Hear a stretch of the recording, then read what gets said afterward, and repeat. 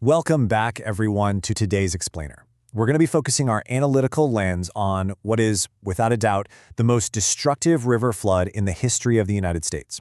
We're heading back to the year 1927 to examine the Great Mississippi Flood. Now, an event of this absolute magnitude, one that ultimately swallowed up roughly 27,000 square miles, really demands a comprehensive academic approach. As students studying historical natural disasters, it's absolutely crucial for us to understand not just the basic timeline of the weather, but the underlying structural failures, the massive socioeconomic impacts, and honestly, the sheer scale of nature's untamed power.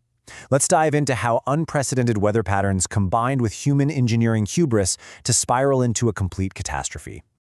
Here is our roadmap for today. 1. The rising danger. 2. Failure of the levees. 3. The human devastation. 4. Rescue and survival. And finally, 5. A historical turning point.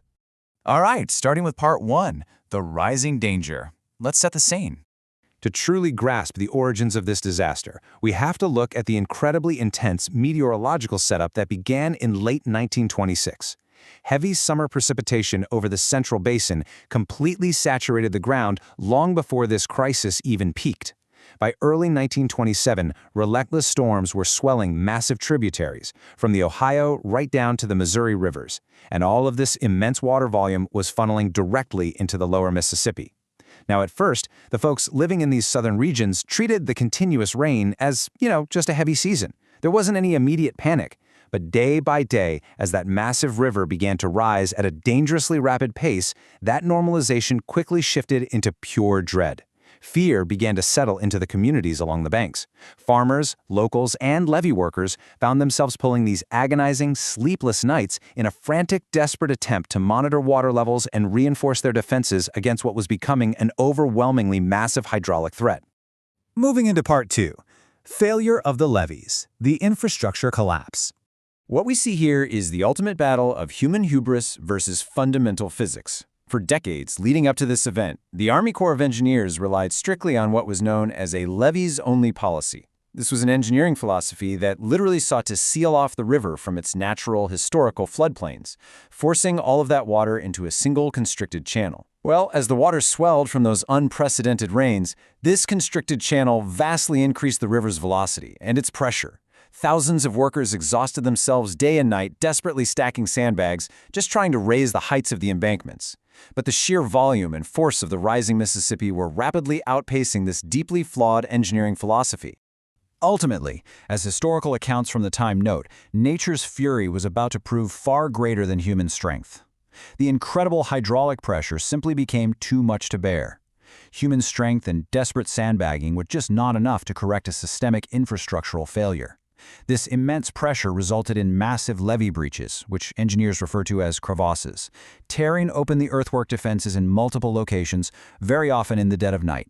The result of these crevasses was instantaneous, and it was catastrophic.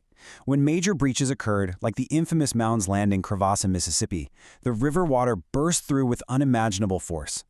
To put that into perspective, in some places, the water flowed out of the channel with more than double the volume of Niagara Falls.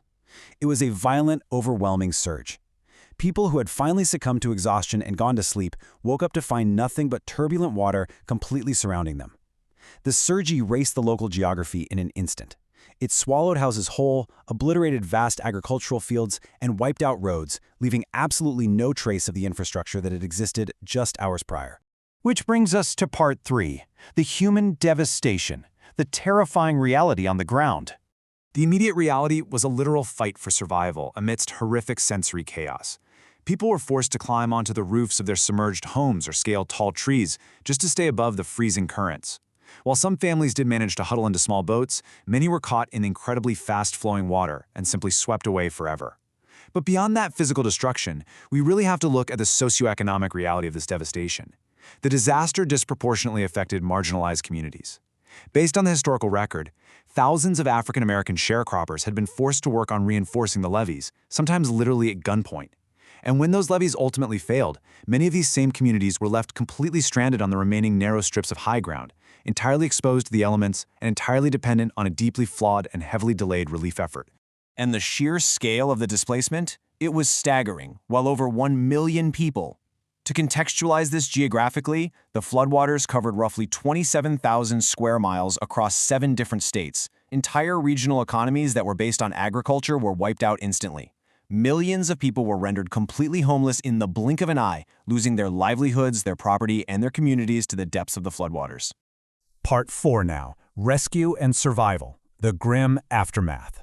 You see, that initial surge was really just the beginning. It rapidly triggered a cascade of secondary disasters.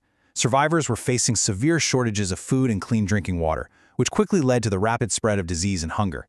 And because of the vastness of the destruction, rescue teams and boats struggled to even navigate the debris-filled waters, significantly delaying critical help. To manage this totally unprecedented crisis, Secretary of Commerce Herbert Hoover actually spearheaded a massive federal relief effort. He oversaw the establishment of makeshift rescue camps and coordinated boat evacuations. This massive organizational feat brought Hoover remarkable national prominence, and it essentially paved his way to a successful presidential run in 1928. However, it is an important matter of historical record that the relief camps were heavily segregated and the quality of aid distributed drastically, often leaving the most vulnerable populations in extremely dire conditions. Finally, Part 5, a historical turning point, the legacy of 1927. The Great Mississippi Flood of 1927 permanently altered the trajectory of the United States. Structurally speaking, it utterly shattered the Army Corps of Engineers' levees-only doctrine. This massive failure directly led to the Flood Control Act of 1928, which, at the time, was the world's most comprehensive and expensive public works legislation. It fundamentally changed river management forever by finally integrating spillways and floodways.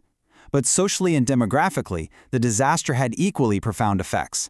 The massive displacement, combined with the severe mistreatment of African American workers during the rescue and relief phases, served as a huge catalyst. It rapidly accelerated the Great Migration, as tens of thousands of displaced individuals left the rural South to seek better lives and opportunities in northern industrial cities. The sources surrounding this historical event very often note that it was a distinct moment when the water simply stripped away human arrogance. So as students of history, I want you to ask yourselves, did this devastation make us realize our true helplessness forever? Because even with all our modern engineering, our complex legislation, and our highly advanced technology, the untamed power of nature demonstrated in 1927 remains a stark, powerful reminder of our vulnerability. Keep this in mind as you review today's material. Thank you so much for joining this explainer, and as always, keep questioning history.